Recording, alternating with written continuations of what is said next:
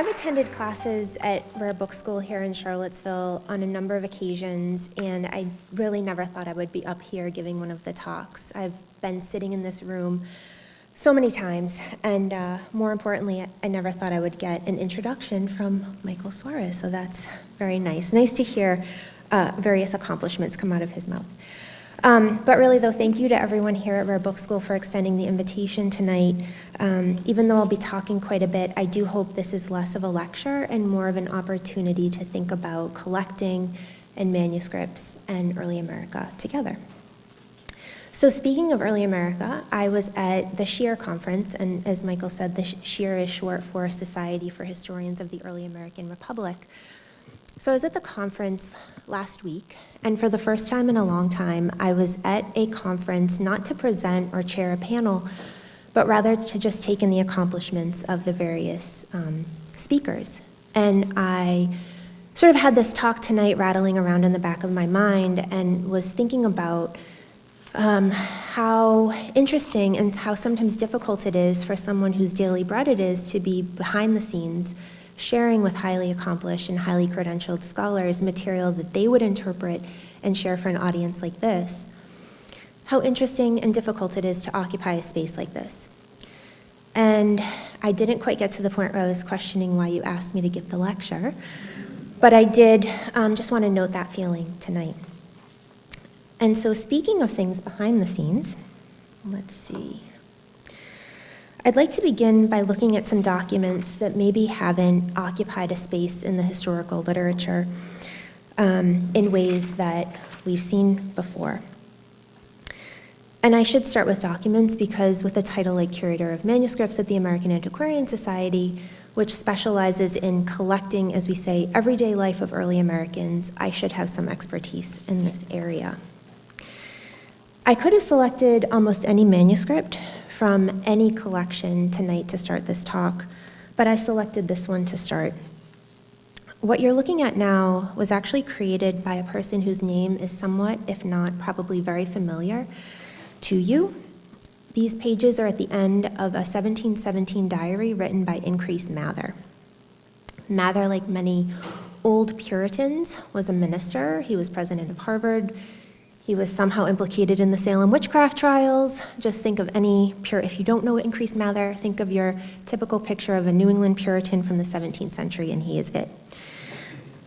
So the Mather family, if they are known to you, they're probably known to this crowd as being one of the prominent families of New England book collectors whose library and manuscripts have survived in any significant number today.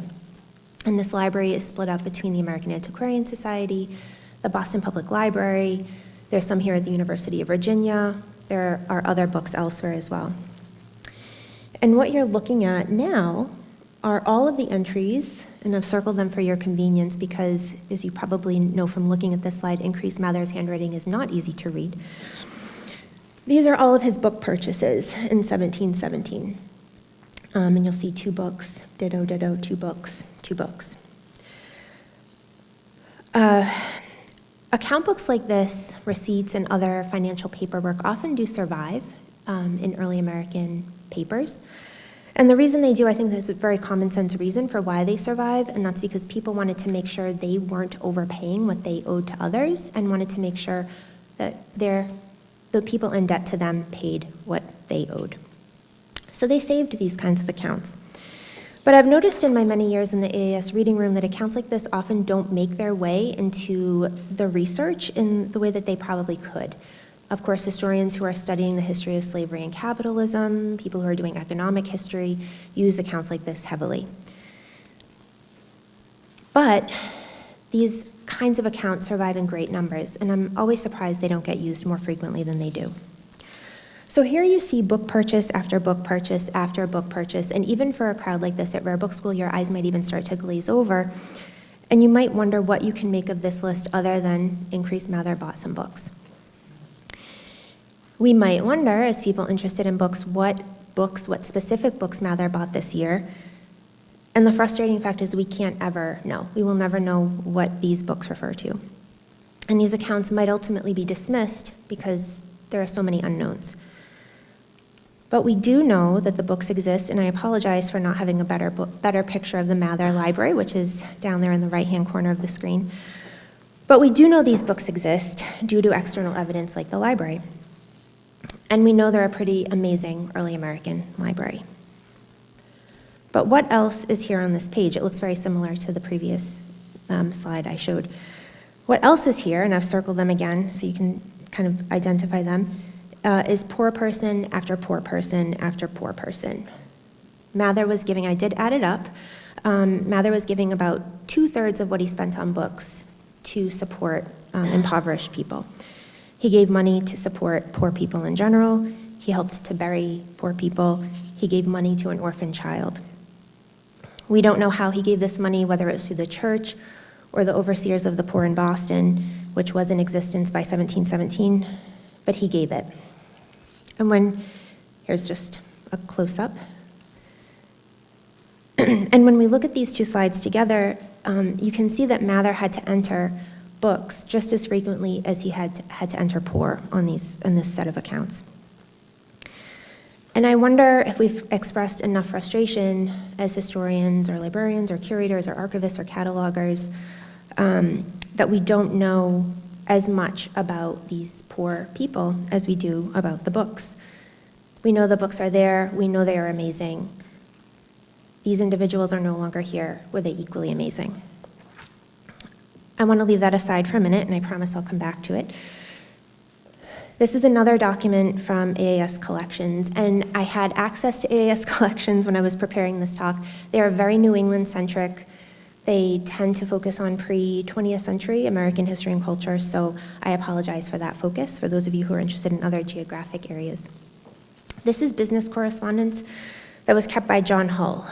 John Hull's name is probably not as familiar to you as Mather's. Hull was an early Massachusetts silversmith. He was the first Massachusetts mint master. And here, in addition to other kind of correspondence about his business, he writes at the very bottom of this page on the slide that he wants blue stockings for indigenous people in Massachusetts. He wants about 10 to 20 pairs. In the current historical climate, Hull might be known more for selling about 100 indigenous people into slavery after King Philip's War in 1676. And that is referenced here. 1670, well, this is 1675, but it's around the time of King Philip's War. Hull also appears on over 20 deeds that stripped vast tracts of indigenous land from indigenous people in New England. Most of those deeds, you can see here, promised indigenous people the right to continue to fish and hunt on their land. And many of these indigenous people, we know those promises were never kept, but many of these indigenous people are known only by their mark on these deeds, their English names known only by settler colonist manuscript intervention. And as the countless indigenous people who are present on these deeds were pushed further and further off their land, as Hull turned the cranberries and the corn and the trees from their land very literally into money, he was still purchasing blue stockings for 10 to 20 indigenous folks, perhaps some of whom were eventually sold into slavery or whose land was taken from them. And just one more document, if you'll bear with me. These are account books of William Blair Townsend, and if Hull's name was not known to you, Townsend's name probably is not either. These are from 1756. Townsend was a wealthy Boston merchant who sold goods imported from the Caribbean and England. And on this slide, you can see references to those who are likely enslaved, people of African descent. There were over 2,200 in the 1750s in Massachusetts. And here, those likely enslaved people were picking up goods on behalf of those who claimed to own them. If you can picture Boston, and even if you can't picture it, Townsend's shop was a couple of blocks south of the State House in Boston. The first church that Hull belonged to was a couple of blocks away from that. Mather's church was way up in a different part of town, but close enough that you could walk. And so you could start to maybe see the networks of Black individuals, indigenous individuals who were maybe interacting with each other on the streets and alleys of Boston, outside of churches, outside of shops. picking up goods like silk and ribbons on behalf of those who claim to own them. And I picked out these accounts specifically for the Rare Book School crowd. All of these entries you'll see feature Jeremiah Condy. Condy was a Boston bookseller and publisher and also a minister, like everyone else in Massachusetts at that time who makes their way into the historical record. And I didn't pull this up, but Daniel Henchman, who's another Boston bookseller, also appears in the accounts, also with an enslaved person picking up goods on his behalf. But all of these men and women remain nameless in the record. They were once known, they are today unknown. Just like Mather's poor, and just like John Hull's 20 buyers of the 10 to 20 pairs of stockings. So I'm telling you about these 3 documents, and I will again come back to them because they each tell stories about how institutions like AAS collected American manuscripts over the years. Of course, the Mather manuscripts were never collected to tell a story about the poor in Boston or Cambridge. They were collected because the Mathers were New England luminaries. They were great thinkers and religious influencers, and the papers came into AAS with the Mather Family Library in 1813, just 1 year after the AAS was founded. Many historical societies in the early 19th century received collections like this due to privileged networks of collecting. A descendant of the Mathers, Hannah Mather Crocker, was a female Mason. She probably knew Thomas through Masonic networks. Isaiah Thomas wanted these papers. He bought/got them through donation through Hannah Mather Crocker. The Hull papers, and this is just actually an image from the first donation book from 1813.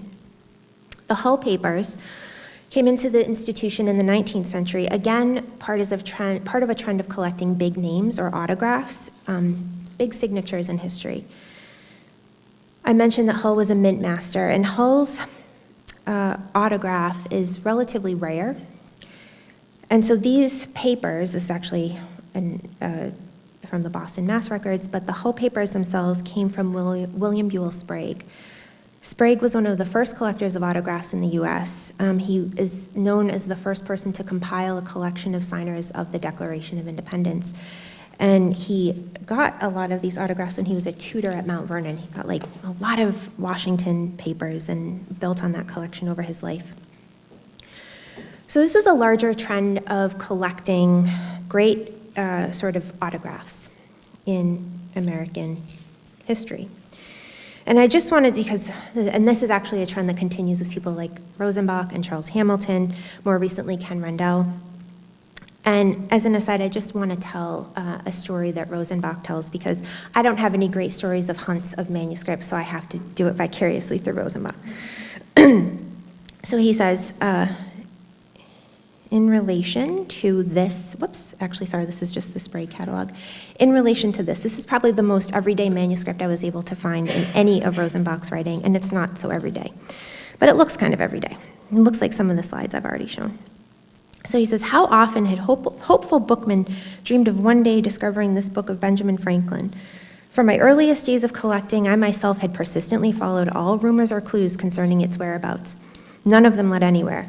I even doubted that it still existed. It seems that after months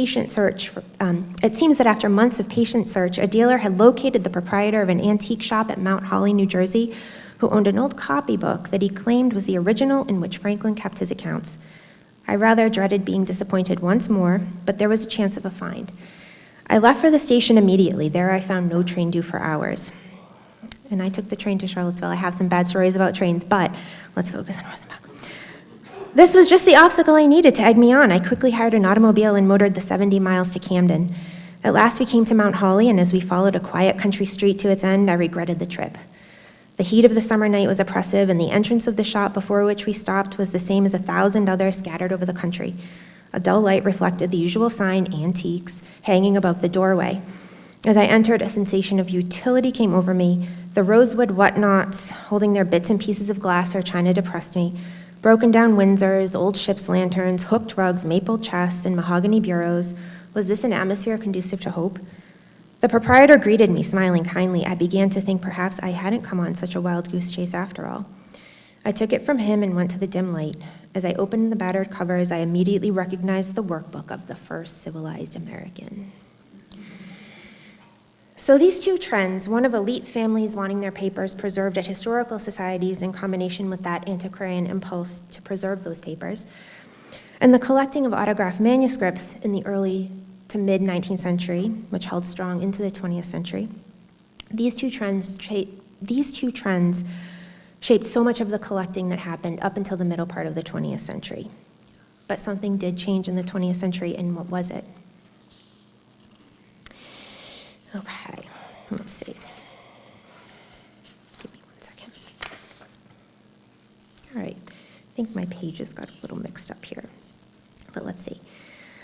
Just to go back for a minute, around 1800, at least in the United States, when historical societies like the Mass Historical Society and the American Antiquarian Society were founded, printing rare manuscripts was perceived as the best way to preserve them. And you can read Lindsay DeCorchi's Colonial Revivals on this. She has a great discussion of how manuscripts were printed. Loose manuscripts given to historical societies, those artificial collections that were put together by people like Sprague, and this was the case with so many papers that were given over the 19th century, were often bound up into volumes and cataloged as volumes. And we've often undone this today. But around the time of the Civil War, historical societies and libraries didn't have a lot of historical manuscripts because they were concerned with collecting papers or autographs of major figures like Mather and Hull, rather than large collections that maybe had more of a historical significance. Part of the reason for this change was driven by forces outside of the collecting world and by new professional historians. The American Historical Association, which was founded in the 1880s, started the Historical Manuscripts Commission and the Public Archives Commission in the 1890s because they were concerned about preserving historical documents in both public and private collections that were set for destruction. It wasn't until the early 20th century that the Society of American Archivists was founded. It was founded in the 1930s. And it was then that they started to think about how to arrange and describe manuscripts separately from books. In other words, manuscript preservation and cataloging was far more driven by historians than by the rare books community or the collecting community. And collecting was also driven by historians. As late as 1960, let's see if I go through.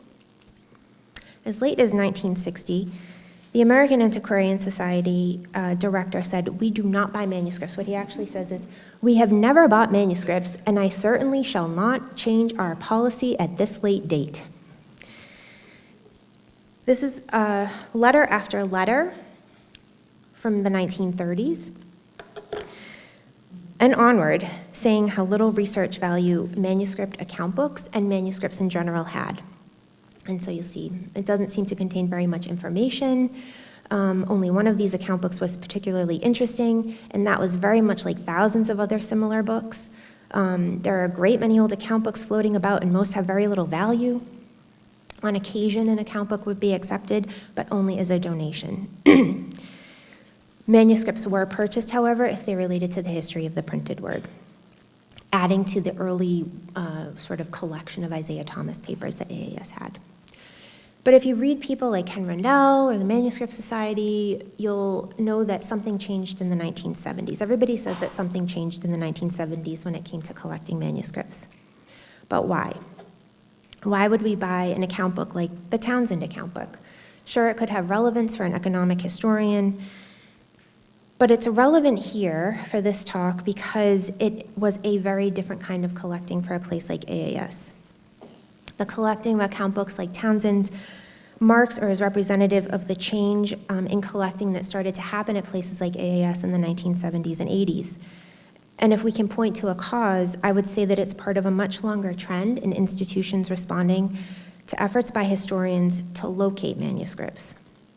The AHA's interest in cataloging and preserving archives that began in the 1890s was continued by the Works Progress Administration's Historical Records Survey, the National Union Catalog of Manuscripts beginning in the 50s, and other catalogs, even like an NEH grant that supported the cataloging of AAS manuscripts in the 70s.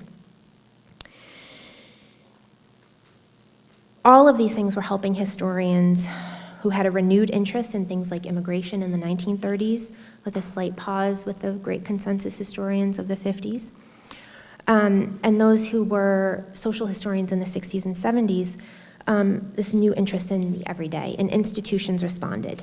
And if there's one thing that collectors want, it's a sense of what gaps there are in collecting. And many of these catalogs that were driven by historians gave collectors, gave institutions a sense of what wasn't in collections, what was in collections, somewhat disturbingly, what could be traded sort of privately with other institutions to get other desirable materials. But we started to see the ways that not only with the works of people like Gary Nash and Alfred Young, who wrote about everyday laborers, but especially with work of people like Linda Kerber and Laurel Thatcher Ulrich, who wrote the famous Midwife's Tale in the 1980s, that women's diaries specifically, it kind of seems shocking now, but that women's diaries could be a rich source of social history. And this is internal correspondence in 1980 about projects related to manuscripts and social history. It says, these manuscript collections have some relationships to research and social history, so that I am confident there is an audience to make use of these micro-publications.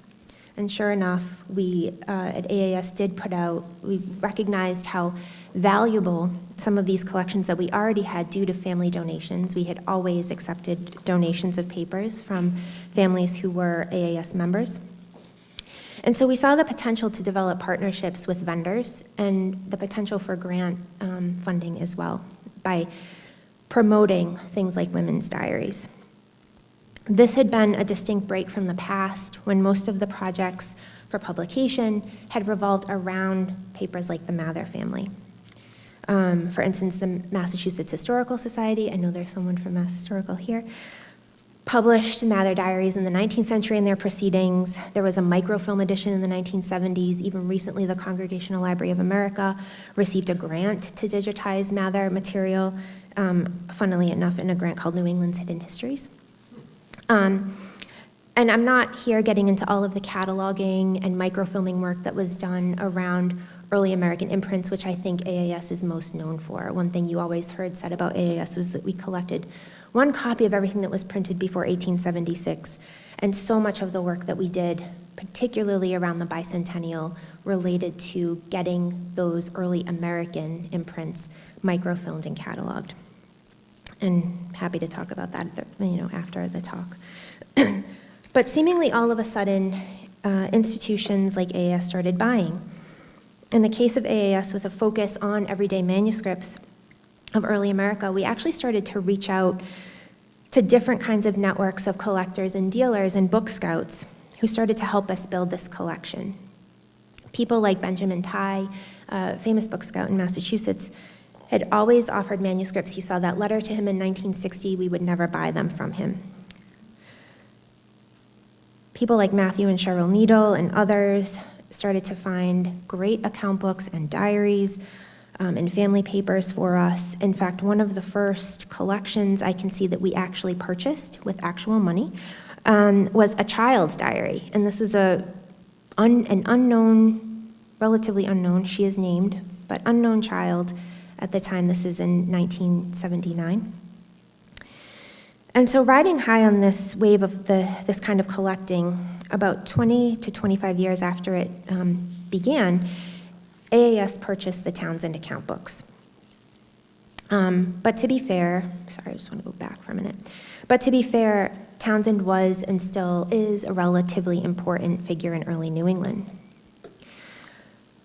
So we went through these various ways of collecting over many years, and for a good 30 years, AAS collected, and I mean actively sought and bought, diaries, account books, and other material that responded to historians' desires to understand how women or children lived, or how farmers worked, or how blacksmiths ran their shops, how families existed together, or what people ate, or what they read. And in the broader context of materials at AAS, manuscripts added to the story that traditionally, we thought newspapers and almanacs could tell about everyday life.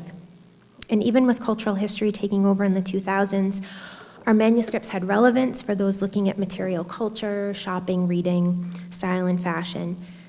For AAS, this was particularly beneficial for us because we had been known as a center for the study for the materiality of the book with our program in the history of the book and American culture.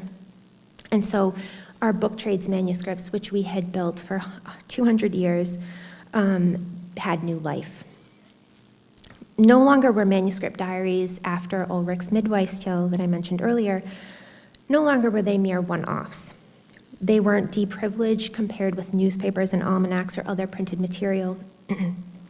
Previously, the idea had been that because newspapers and almanacs were so widely distributed, that more people saw them, read them, and owned them, and they had more of relevance for the study of American history. Diaries had just been one voice out of many, but no longer. And no longer did those manuscripts and sources need to be by people like the Mathers or the signers who wrote the printed texts that were then distributed to the masses. And there's also an interesting reversal in the market. I just kind of looked up some recent auction records for Mather material, and a Mather letter went for about $3,700. It was only estimated at $500 to $750, but it sold for about $3,700. And I see account books quoted to me for this price, account books with many unnamed individuals, particularly enslaved people of African descent in New England. But many of these sources frustrate us because they contain so many unknowns, unknown or once known, as we should say, creators or individuals. When I think about work done by historians who have worked with archives of the once known, I think mainly of statistical analyses. The Slave Voyages database by David Eltis is one great example of scholarly, it's kind of data analysis taking advantage of the number of once known people. And historians have long made use of manuscripts of the everyday and the manuscripts of the once known, if not for statistical purposes, then to fit these individuals into periods, historical periods that are familiar to us, into discussions about the economy or politics, or one could say maybe the world of the colonizer. Now we find ourselves confronted with a large number of these account books and other similar material that was not desirable in the 1930s. Again, there are a great many old account books floating about, and most of them have very little value. They were undesirable in the 1970s. They were undesirable in the 1990s. All moments of activity in social history. I recently heard Seth Rockman say, maybe we are in a moment of the new social history. Maybe we are. But the manuscripts that abound now on the market, manuscripts that abound in our collections, just that we have gathered over the years, were not kept by big names like people like Townsend. But in fact, they're small names or maybe no names at all. They were kept by laborers, or they mention those enslaved in New England, or they mention the poor. And these were materials that were not intentionally collected by institutions like AAS. Many of these manuscripts are still inexpensive, and we are buying them, but they don't have a story that's easily told. And so today, AAS is purchasing this material, featuring many unknown or barely known or once known individuals, materials that don't merely reference those individuals, like in passing, like the papers of the Mathers or the Hulls or even the Townsends, but materials with many more details about those once known individuals who created them. And so what does this look like? This looks like here. They look like documents related to, at the top, medical services for an unknown, quote, Indian woman from Connecticut. They look like warnings out for a Black woman in Massachusetts who is going to be potentially be sent back into slavery in New York. They look like estate inventories throughout the North and South. They look like overseers of the poor records or institutional records or account books or diaries. And again, these materials are out there, they are available, they exist, and they are being collected. And I wanted to bring one more document up here. These are prayer bills that I bought a few years ago. Douglas Winiarski has written about prayer bills in his scholarship. These are rare sort of documents. And this one here, I would say, kind of straddles the border between history and trash. It really does. Maybe you've been thinking that the whole time. Prayer bills were often posted on church doors or placed inside boxes outside of the church, and they were often used by ministers as scrap paper to write sort of drafts of sermons on. This is a scrap, it's a fragment, it maybe would have been used in a privy. We're actually lucky it survived. And the person who wrote the prayer bill, you can see here the document is mutilated. We don't know who wrote this. We don't have the name of the minister who wrote these notes. They are quite literally scraps or fragments of existence, but they survive. And I'll go back to Rosenbach for a minute. Shortly after writing about the Franklin find, he said, and I'll have to read again, "Many people imagine they own things of great worth, especially if these things are old. They become excited when they run across a letter in some trunk which has not been opened for years. They are sure they have found the pot of gold at the end of the rainbow. They are severely shocked, however, when the experienced dealer's appraisal of the ancestral letters is extremely low. I remember one day in London when I was calling upon H.W. Massingham, beloved editor of The Nation. His editorial offices were directly beneath George Bernard Shaw's apartments. Knowing he was a good friend of Shaw, I asked if he had any of his manuscripts. Massingham looked at me oddly for a moment, as though my request brought to his mind an entirely new train of thought, then replied, "Oh, yes." He ran his hand to the bottom of an enormous basket. It was filled to overflowing as though it had not been emptied for days. He drew out a manuscript written in a familiar hand, Shaw's article on the censorship of the press. I mean, you can't get better than Rosenbach's finds. But what do we do with anonymous or unknown or once known or all that other paper in a wastebasket like that basket in the office? What do we do with Mather's poor people who were perhaps outside of the church as prayer bills like this were being posted? What do we do with a fragment or a scrap? What do we do with a piece of what could be considered manuscript trash? What do we do with a piece of waste that may be only waste because it's been unintelligible to us in our historical scholarship before? So in a scholarly environment that's become defined by the subaltern speaking, or by extension, Cydia Hartman's critical fabulation, or Marissa Fuentes' reading, against the bioscreen or with the bioscreen, I would say that these kinds of sources certainly can be speculated on. If in line with some of the newer work by people like Tara Bynum or Jennifer Van Horn, we might simply be content to sit with the unknown. We can sit with this world, or in this world populated by individuals who are once known to their kin networks and who will never be known to us. But I do frequently wonder what actual stories can be told from sources that seem not to have a story. I wonder what kinds of stories we can tell from unidentified account book after unidentified account book after unidentified account book. Of course, as I said, historians have used similar sources to flesh out larger stories of slavery and poverty and women's lives and material culture and more over the years. And in many cases, this work of social history or of critical fabulation, the tendencies are to either do statistical analysis or put numbers on the masses, making them as good as voiceless, or the focus is on kind of one person, perhaps not unknown but barely known, and that person becomes a kind of metonymy for all who existed in that environment. And by selecting, I think, one out of the many, we perhaps privilege them as named entities, raising them above the rest. But if we are to give true voice to the masses who did not leave their names or identities or words with us, then maybe we can't tell that one story or name that one person. Maybe we must look to sources like this, sources that were created by or at least reference the unknown or once known. Perhaps the answer isn't in the sort of Hartman-esque understanding of the way that the once known speak, but rather in a kind of understanding that allows the very multiplicity of unknown or once known sources to come through in a kind of carnivalesque historical mode or method. History is the story of change over time, so perhaps these sources help us to tell an anti-history. Sometimes it's easy or evident to tell a story that's anchored in space and time, but to truly understand and conceive of the experience of the everyday, maybe we need to look closely at these materials that don't easily fit into our concept of what can be told and what can be anchored. Perhaps these materials lend themselves only to artwork or some other creative work. Perhaps these sources could help us to reperiodize, not based on major political events or world historical events that are present in the written record and which are so very frequently absent from sources of the everyday.